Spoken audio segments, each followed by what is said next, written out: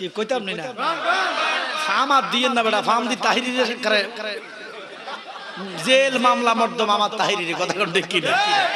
আমার তাহিরি একটা সুন্নিয়তের তারুণ্যের একটা প্রতীক। দোয়া করবেন নামাজ পড়ি।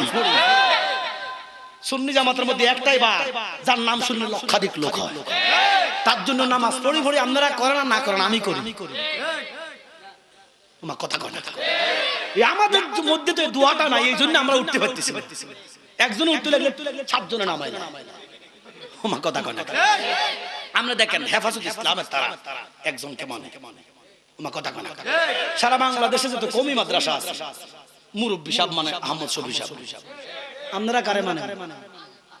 কারে মানে? এই জন্য আপনারা মাইর খেতেছেন।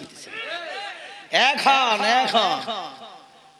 আপনাকে বড় বলে, বড় সে নয়। লোকে যারা বড় কয় বড় সে। আর বড় যদি হতে চাও ছোট হও তো। আমার কথা কয় না। এই আমাদের মধ্যে ঐক্যতা নাই, এই জন্য আমরা আসলে, বলে আমরা কিন্তু সংখ্যায় কম না। প্রমাণটা দেখেন, বান্দার শরীফের তারা কথা আগো কোটি কোটি মুরিদ কয়নি। আটরশির তারা কথা আগো কোটি কোটি মুরিদ কয়নি। সারসিনা তারা কথা আগো কোটি কোটি মুরিদ কয়নি। এইভাবে বাংলাদেশের দরবারে অভাব আসেনি তো, মানুষও তো আছে 20 কোটি। এবার হিন্দু আছে এখানে, হিন্দু খ্রিস্টান বৌদ্ধ আছে না, তো সব তো পীরের মুরিদি। তো আপনারা এত সংখ্যা কম কেন? একতা নাই। এই জন্য আল্লাহর তরফে কদমে হাত দিলাম।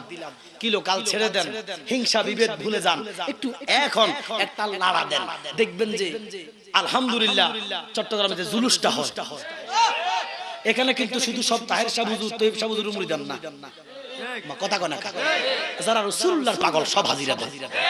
এমন একটা মিলন মেলা যদি ঢাকাতে করতে পারে তো আমার কথা কয় না হবে। তবে হইয়া যায় তো বহু আগে, যদি আমার ফারুকী হুজুর থাকতো। কথা কোন ঠিক কিনা?